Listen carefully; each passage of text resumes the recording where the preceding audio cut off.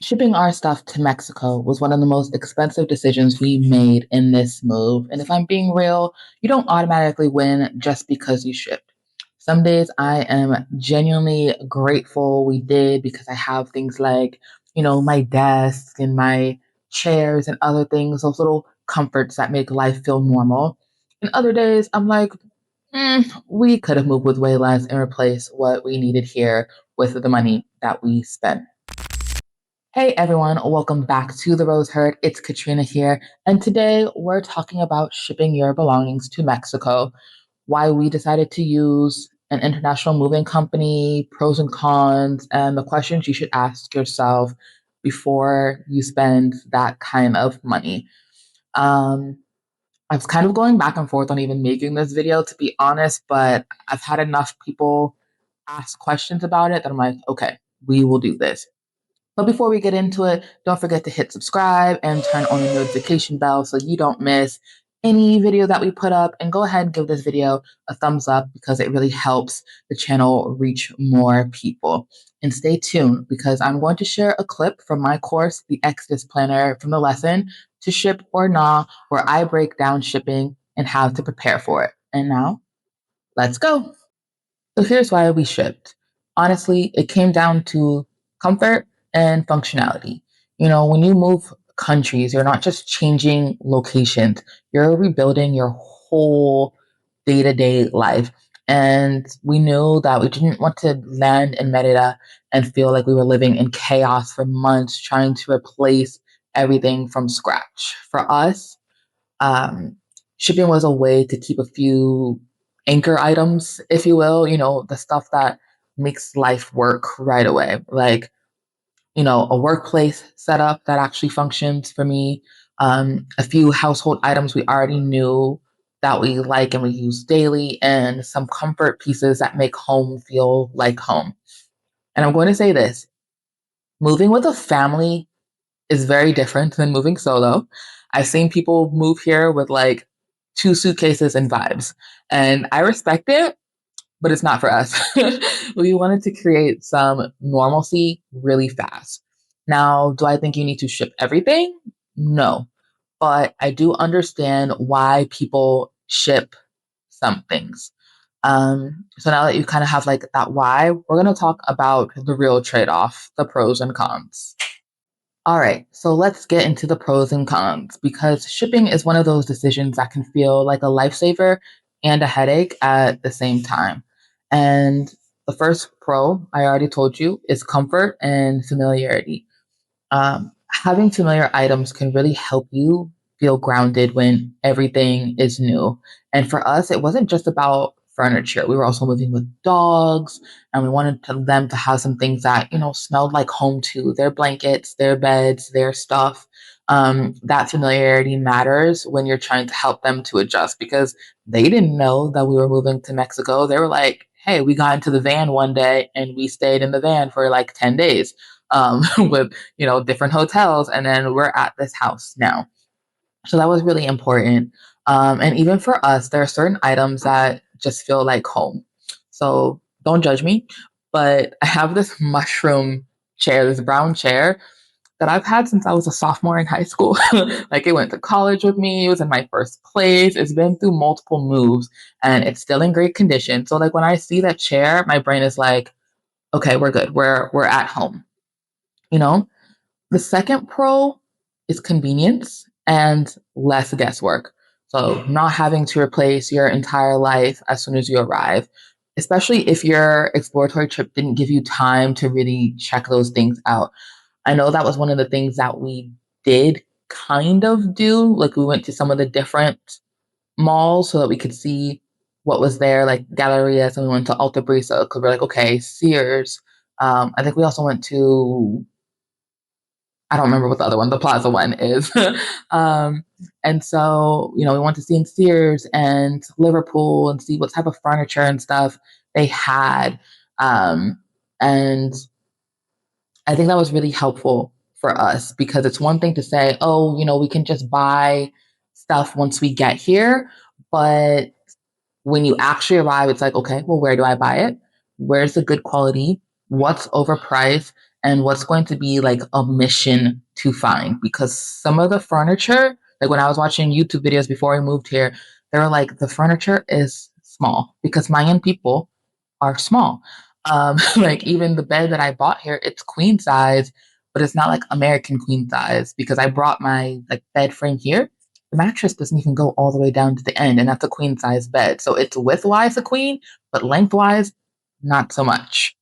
And also, let's be honest, some things are more expensive here than in the States because they're imported, like good pots and pans, certain small appliances like air fryers or blenders would cost more here to replace than it would have back home.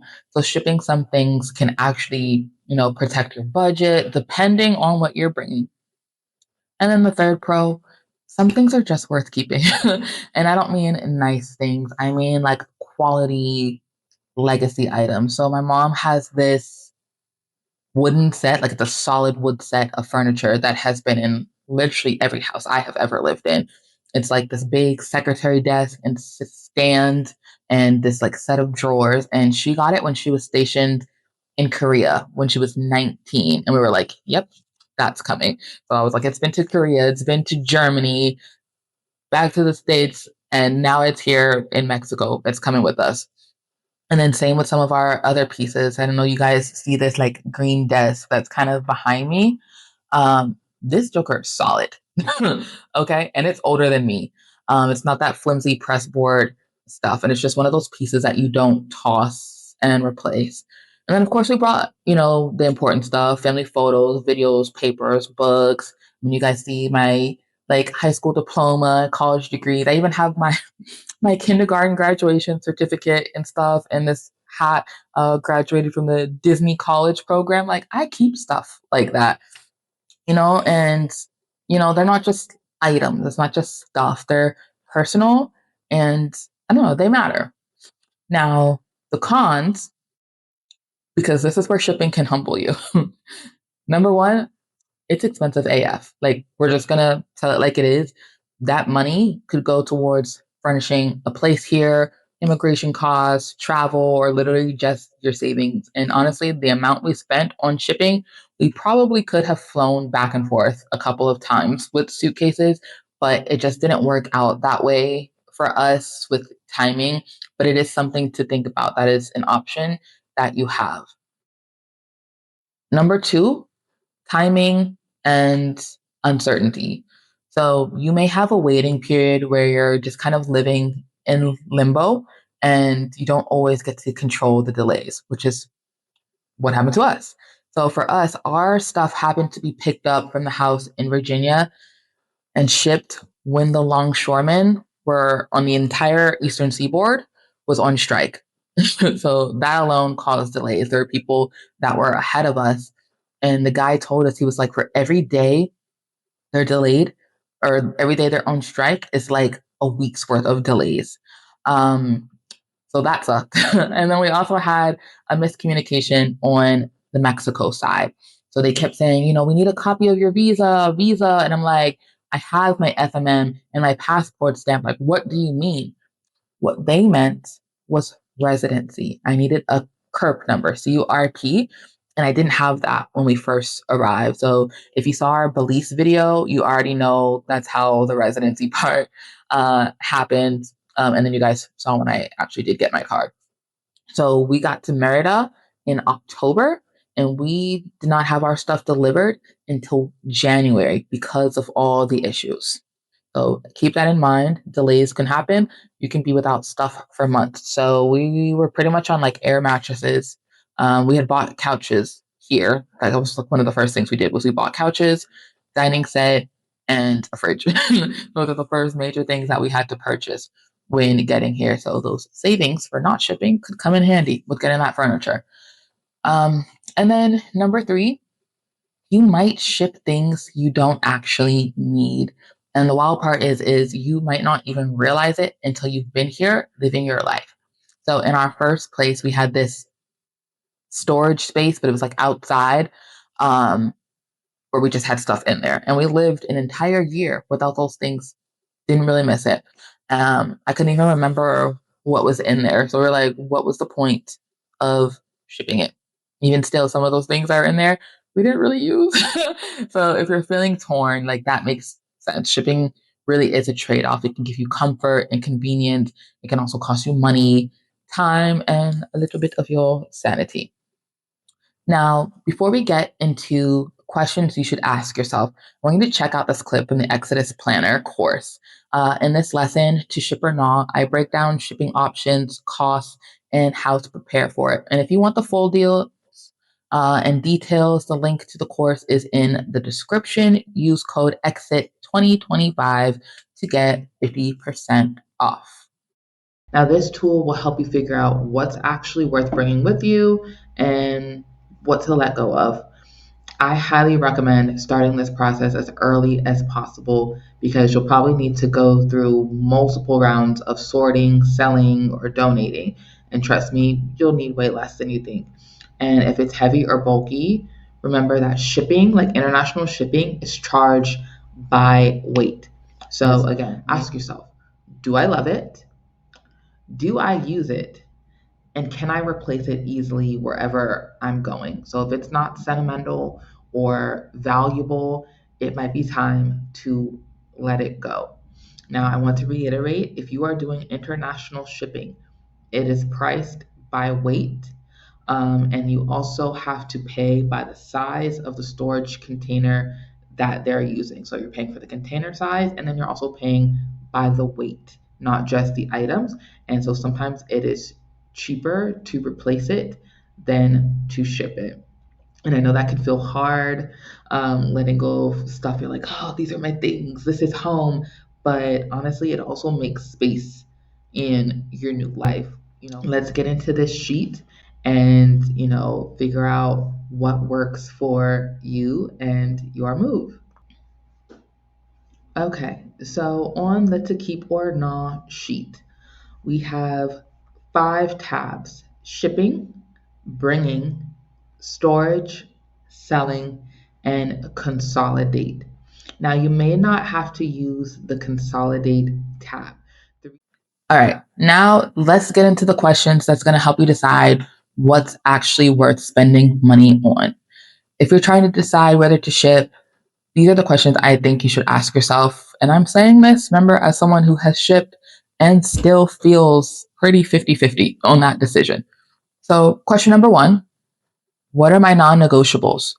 What are the items that make your daily life work? Not just cute stuff, I mean functional. Like if you landed tomorrow, what would you need to not feel miserable? Number 2, am I shipping for convenience or am I shipping for comfort? Are you shipping because something is hard to replace or because it's familiar?